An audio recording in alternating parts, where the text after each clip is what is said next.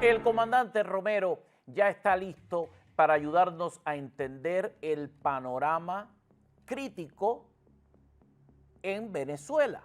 ¿Por qué? Porque hay mucha gente esperando por una respuesta, por una confirmación y siguen surgiendo nuevas eventualidades que nos apuntan a cerrarnos ante un análisis justo y exclusivo a la altura del comandante Romero, que ya está listo para acompañarnos. Comandante, bienvenido como siempre, gracias por su tiempo y por su servicio. Gracias a ti, Sánchez, gracias. Comandante, vamos a hablar concretamente de la actualidad en Venezuela, la proximidad de nuestro ejército, de nuestra fuerza, de nuestro Ministerio de Guerra, que es así como lo nombraremos a partir de este momento. Y hay una declaración reciente del presidente de los Estados Unidos cuando parte de la prensa lo está punzando para exigirle un resultado inmediato sobre el cerco al narcotráfico y a la narcodictadura de Nicolás Maduro. Quiero refrescar esta declaración corta del presidente de los Estados Unidos acerca de este tema. Esto fue lo que dijo en las últimas horas el presidente de los Estados Unidos cuando le preguntaron sobre el tema Venezuela. Evidencia. Are you considering attacking the cartels inside of Venezuela? You attack? Well, you're gonna find out. You're gonna find out. ¿Planea atacar a los carteles de las drogas dentro del territorio de Venezuela? Ya lo verán, es la respuesta que da el presidente. Quiero escuchar sobre este particular la consideración del comandante Romero. A mí me parece que es la respuesta considerada debajo de las autoridades que tiene el presidente de los Estados Unidos, debajo del título 50 y debajo de las acciones que el presidente mismo ha tomado en el pasado con respecto a organizaciones terroristas. El presidente puede utilizar cualquier tipo de operación militar para neutralizar lo que él diga que es una amenaza para los Estados Unidos.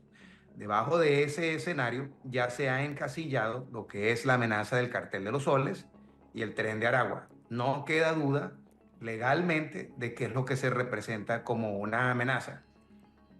Después de luego de ver las acciones del presidente con el general Soleimani de Irán, con la destrucción de las plantas nucleares en Irán y ahora luego de haber utilizado poder letal para eliminar esa lancha con droga a bordo, a mí no me queda duda de que el presidente está por utilizar más maneras de presionar los líderes del Cartel de los Soles, quienes son unos fugitivos para los Estados Unidos. Ahora, si ocurre una entrada de parte de activos, aunque sea quirúrgico, en territorio venezolano, esto inmediatamente sería considerado como una invasión técnicamente a Venezuela. Habría el amparo de los poderes presidenciales para tomar decisiones puntuales, pero ante el mundo sería Estados Unidos invadió a Venezuela. Esto parece simplemente una semántica, pero sería una semántica muy poderosa. ¿Cómo lo ve usted, comandante? Bueno, ante los ojos de los Estados Unidos, Venezuela es un país de forajidos que está liderado por criminales transnacionales quienes están buscados en los Estados Unidos. Venezuela no reconoce el Cartel de los Soles como el gobierno oficial de Venezuela. Y recordemos de que el 28 de julio del 2024 se llevaron a cabo elecciones en Venezuela, los cuales ganó Edmundo González y María Corina Machado. Por lo consiguiente, si los Estados Unidos pretende llevar a cabo algún tipo de operación para neutralizar una amenaza que se le represente así como tal enfrente al gobierno norteamericano, tiene el derecho de llevar a cabo cualquier tipo de operación que no se debería de ver como una invasión o como una injerencia. Se debería de ver simplemente como acciones como se han llevado en Yemen y en otros países. Ahora, el dictador Nicolás Maduro está paranoico, está acorralado, estamos viendo sus declaraciones, son un canto a la guerra, pero la pregunta sería ¿con qué cuenta la cucaracha? Comandante Romero, ¿podríamos examinar cuál es la capacidad militar que tendría Venezuela frente a los Estados Unidos? Porque es que los proveedores de arsenal militar para Venezuela son variopintos.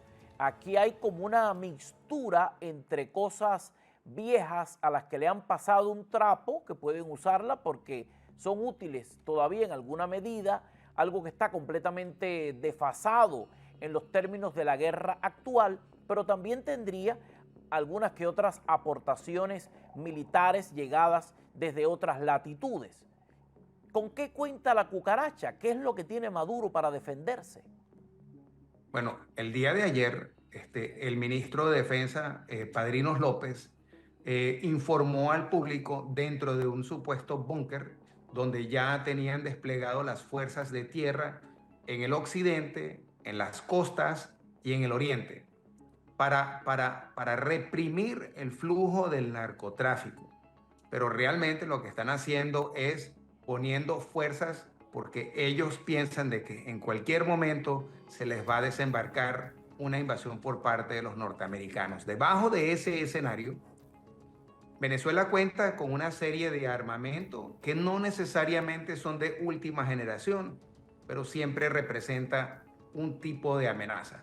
Cualquier persona que piense que un país como Venezuela, que tiene un armamento como yendo a comprarlo a Walmart y compran de diferentes pasillos, tienen armamento iraní, chino, americano, ruso, y este es un sistema muy difícil de integrar para llevar a cabo un tipo de guerra o contra acción para repeler un invasor. Se vuelve muy difícil, se vuelve mucho más difícil cuando estos sistemas no hablan uno con el otro y se pierde lo que se llama el comando y control en el campo de batalla. Por ejemplo, Venezuela tiene los tipos de primeros modelos de F-16 que llegaron entre el 83 y el 86. En esos momentos, estos eran aviones de los más avanzados, de la nueva generación que eran en esos tiempos, pero ya no es y no son los mismos tipos de aeronaves, pero todavía tienen la capacidad de disparar algún tipo de armamento. También los aviones Sukhois, que son una generación o dos ya pasada, pero todavía representa una amenaza. Cualquier tipo de avión que tenga un armamento a bordo que lo pueda disparar puede hacer ese tipo de daño. En la parte naval consiste con unas fragatas, tienen unas lanchas misilísticas iraní que tienen unos misiles que son bastante avanzados, en una manera si se usara como corresponde. Debajo de este escenario, cuando uno agrega todo lo que tienen en la integración de defensa, constando de que vienen de diferentes países, se hace muy difícil su operación en el campo de batalla. ¿Que pueden enviar algo? Sí. Pero yo solamente, a mí me gusta comparar algo con lo que hizo Israel con lo que ocurrió en Irán. Israel, siendo un país mucho más pequeño, pero cuenta con un vasto número de material de defensa, ellos lograron mantener lo que era la soberanía de los espacios aéreos dentro, la supremacía adentro del espacio aéreo iraní, contando en cuenta de que tenían uno de los misiles de tierra a aire, de tierra a tierra, pero en 3 días ya Israel había tomado la supremacía de los aires de Irán. En el caso de Venezuela es mucho peor la situación que ellos tienen y ni siquiera se compara remotamente a un país como Irán. En mi evaluación, ese país caería en menos de 36 horas, Sánchez Gras. O sea, es muy poco el tiempo que tendrían. Hablando de material humano, ellos presumen de tener una cantidad enorme de altos mandos. Si esto fuera proporcional a la realidad de un ejército, uno diría, tienen un ejército extraordinario, porque al parecer como premio por la fidelidad, porque estamos hablando de narcotraficantes, predominan los ascensos. Cuando uno mira la lista de la cantidad de generales y de altos oficiales que tiene el ejército de Venezuela, eso es como para darse golpes. Usted dice, esto es un ejército plenipotenciario. Lo que parece es que en busca de la fidelidad, de las recompensas, de tener a los altos cargos apegados y comprometidos, ha prevalecido la tendencia del ascenso que parecería no justificado. Mi pregunta es, esa cantidad de altos oficiales, esa cantidad de generales, de estrategas, ¿qué se puede esperar de ellos en el desempeño? ¿Eso les tiraría las horas a la guerra porque en verdad tienen la capacidad y la preparación para lograr nuclear toda esta tecnología que es tan distinta y que viene de tantos lugares? No quiero menospreciar la capacidad militar de la parte humana. Lo que sí puedo decir es de que cuando uno compara a las fuerzas militares venezolanas con otros países quienes han ido a combate, quienes han estado en campañas contemporáneas, y vamos a decir en los últimos 50 años, Venezuela nunca ha participado en un tipo de campaña que lleve días, que lleve meses. Y en el caso de Venezuela no ha ido a un tipo de guerra o acción militar grande desde la guerra de la independencia, Sánchez Gracia. Entonces, cuando nosotros vemos de que existe un exagerado número de generales en todos los componentes militares en Venezuela y cuando no tienen y no cuentan con una experiencia militar de combate, pues uno debería de tener en cuenta de que cuando ocurra un tipo de acción, no creo de que ellos vayan a pasar del primer día de mantener el comando y control con sus tropas y también con los líderes de esa defensa. Yo creo que por eso en mi evaluación yo le daría menos de 36 horas para poder mantenerse debajo de un escenario contra los Estados Unidos. Ellos han estado provocando. En lenguaje cubano esto sería, comandante, medir el aceite. Déjame medirle el aceite a esta gente a ver cuán volátiles son. Y por eso enviaron ese par de aviones en esta provocación que contó con una respuesta por parte del Pentágono y de los Estados Unidos. El presidente dijo, si nos ponen en una situación peligrosa, serán derribados. ¿Qué características tienen estos aviones que ellos sacaron para provocar y en qué plano quedaríamos con el derribo de estos aviones en medio de aguas del Caribe si se repite esta provocación, comandante? Bueno, debajo de las reglas de enfrentamiento, que creo que eso queda como que afuera de la conversación debajo del público, pero cuando se habla de una amenaza, de una hostilidad, de un acto hostil, hay que determinar si esos aviones tenían un perfil de acto de hostilidad. O sea, tendrían equipo a bordo, armamento, de lo cual de verdad realmente pueden poseer un tipo de daño hacia la flota. Eso es parte de la evaluación que hacen los comandantes para tomar la decisión si derriban o no derriban estas aeronaves. Si estamos hablando de, en aquellos momentos, uno de los mejores aviones del mundo, que es el F-16, pero nosotros estamos hablando de unos F-16 que están en muy malas condiciones, le faltan partes, han tenido muy poco mantenimiento, los pilotos no vuelan más de las horas recomendadas para tener pilotos que tengan la capacidad de estar en un tipo de combate. Encima de eso, también podemos hablar de los pilotos que estaban a bordo de esos aviones, que estaban volando esos aviones.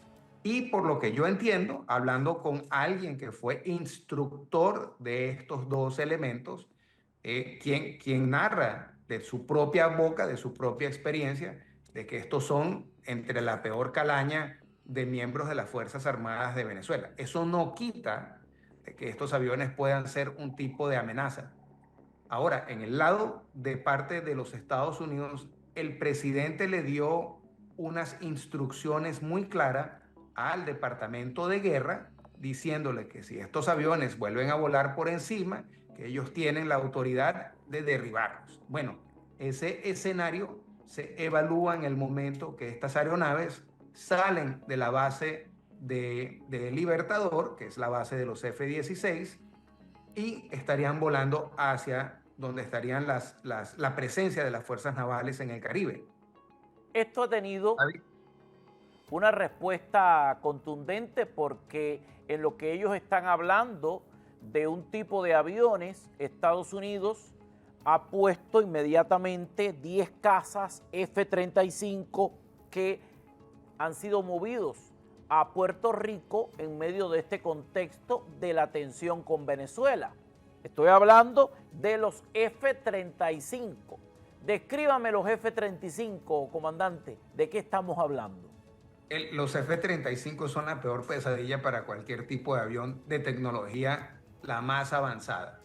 Estos aviones simplemente son como una sombra, aparecen, no tienen que estar al lado de usted para derribarlo o para causarle un tipo de efecto. Estos aviones estuvieron recientemente en el Golfo y estuvieron en el Medio Oriente. Pero Sánchez Gras, lo peor que puede tener esos aviones no es realmente la presencia de los F-35, sino los misiles que tienen los destructores y el Lake Erie, que es un crucero, que son capaces de derribar estos aviones a una considerable distancia luego que de apenas despegan de la base de ellos de Venezuela. La prensa internacional, que interpreta todo a su modo y tienen su derecho a hacerlo, están criticando sobremanera el rebautizo del Departamento de Defensa de los Estados Unidos, que ahora se nombra Ministerio de la Guerra, el Departamento de Guerra concretamente. Para mí, el mensaje está muy claro, o sea, las funciones de las cuales se ocupa cada cual. Sin embargo, esto ha sido muy criticado, le están achacando al presidente que en verdad que puede confiar el mundo de un hombre que esté buscando la paz por Ucrania cuando bautiza de esta manera a su propio departamento para los temas militares, que este es como un canto a la guerra, una serie de estupideces que la verdad no tienen nada que ver con el acto concreto del que estamos hablando. Para usted, un militar de carrera con una experimentada experiencia, ¿qué significado tiene este rebautizo, comandante? Bueno, primero y principal es la prioridad que le da el presidente de los Estados Unidos a la amenaza del narcotráfico, los carteles de droga y cómo esto afecta a las comunidades de nosotros y los ciudadanos norteamericanos, primero y principal. Debajo de esta prioridad, el secretario de Guerra recibe la estrategia para el 2025 para la Secretaría de Guerra, que ahora refleja la prioridad del presidente cuando dice de que tenemos una amenaza en el hemisferio occidental y que necesitamos neutralizar y eliminar esas amenazas. También pone bien claro de que la primera prioridad de los Estados Unidos es resguardar los Estados Unidos de cualquier tipo de amenaza, y esa es la prioridad que se le da en todos los gabinetes de los Estados Unidos, sino que simplemente la Secretaría de Defensa era una de las últimas. Pero cuando vimos el presidente tomar la decisión de eliminar la amenaza de la lancha con la cocaína a bordo, recordemos que esto no es una amenaza tradicional, clásica, de tanques, de aviones. Estamos hablando de una droga que no necesita ser respaldada por un tanque o por un avión para hacer daño cuando lo mezclan con fentanilo para dañar y matar a nuestros ciudadanos americanos. Cualquier crítico, cualquier vocífero que piense diferente debería de verse en el espejo.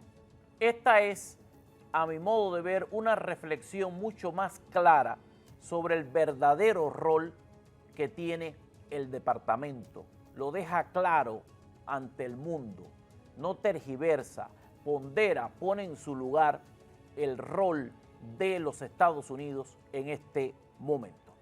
Gracias al comandante Romero, 36 horas aguantaría Nicolás Maduro el ataque definitivo de parte de los Estados Unidos. Nos quedamos con esa proyección del comandante Romero. Somos cautelosos. Yo creo que 36 es bastante. Allí la gente está ahora mismo completamente atemorizada, aunque están queriendo vender una imagen que no es la real dentro del territorio venezolano. Recordemos que cada día que pasa son millones y millones de dólares que el narcotirador está dejando de facturar para continuar en la pantomima de anunciarse como una superpotencia.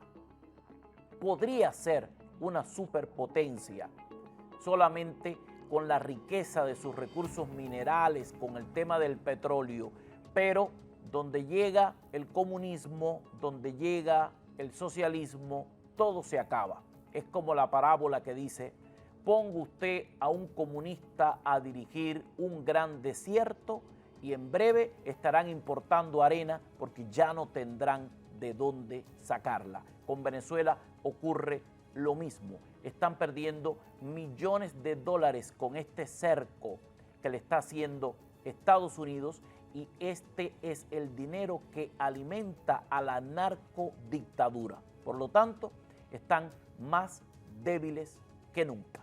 Gracias al comandante Romero por ayudarnos a entender y por poder hacer esta revisión del tema militar acerca de la actualidad en Venezuela. Comandante, un abrazo, gracias por su tiempo y por su servicio. Gracias a ti.